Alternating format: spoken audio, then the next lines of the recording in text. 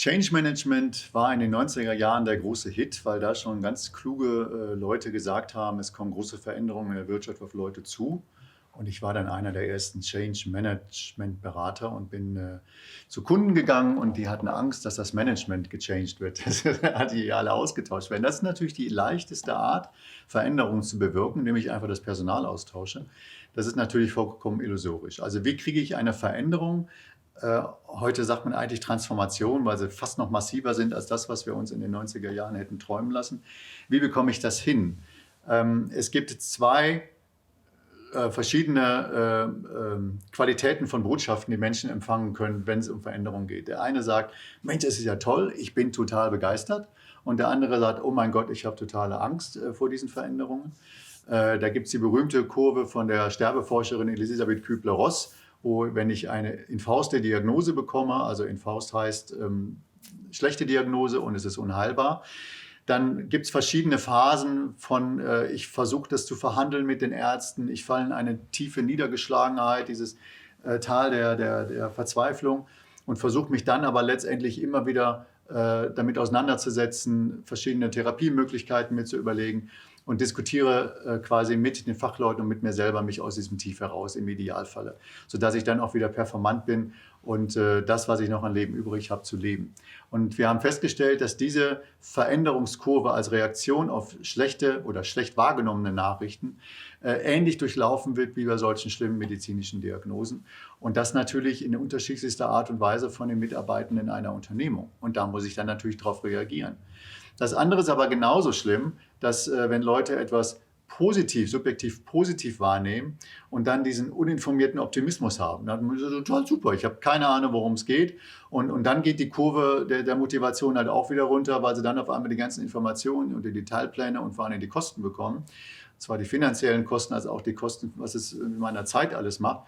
Und dann kommt eben der informierte Pessimismus und daraus muss ich mich auch wieder bewegen. Also es ist nicht so, dass Menschen eine Information wahrnehmen und dann gleich reagieren, sondern nehmen Sie positiv wahr, nehmen Sie negativ wahr, nehmen Sie als Herausforderung oder als Frustration wahr. Wie selber sind Sie, wie hoch ist Ihre Frustrationstoleranz, wie emotional stark sind Sie aufgestellt und was für ein starkes Team haben Sie eventuell hinter sich. Und wir haben dann ein Modell, was sich durchgesetzt hat, dass es jede Veränderung braucht eine starke Führung am Anfang und vielleicht sogar wie ein striktes Programm- oder Projektmanagement, wo Meilensteine definiert sind, die Leute wissen, wann sie erreicht werden müssen, um dann eben auch die Feste zu feiern, wie sie fallen. Neben diesen, auf der Makroebene, also Führen und Steuern, ist die Mikroebene, also das, was bei Mitarbeitern unten ankommt, total wichtig. Und da ist einerseits Strukturen, Anreize und Sanktionen, ne, also Buhrufe und Applaus von den Führungskräften, die sind gut. Da ist die ganze HR-Instrumente sind da mit drin, da ist Vergütung mit drin, da sind alle möglichen Anreize mit drin, aber eben auch in was für eine Organisation leben wir, sind wir jetzt eine Matrix, wo arbeiten wir, was für Arbeitsmodelle haben wir. Das gehört alles in diese Struktur und in den technischen, strukturellen Anforderungen. Und das fast Schwierigste ist dann, wie schaffe ich das eigentlich, wir nannten das damals North Winding the Change. Also ein Wind ist ja nicht etwas, was gepustet wird, sondern ein Wind entsteht durch Sog. Also wie schaffe ich es, die Mitarbeiter mit in diese Veränderung hineinzusaugen, hineinzuziehen, sodass sie selber die Eigeninitiative entwickeln und einen Sinn für sich sehen in dem Ziel, um sich dann zu verändern. Und wenn sie diesen Sinn sehen, dann kreieren sie sowas wie Eigentümerschaft für die Veränderung, diesen berühmten Ownership im Englischen. Und dann ist es fast ein Selbstläufer. Und wenn ich die Identität herbekomme, dass ich als einzelner Mitarbeitender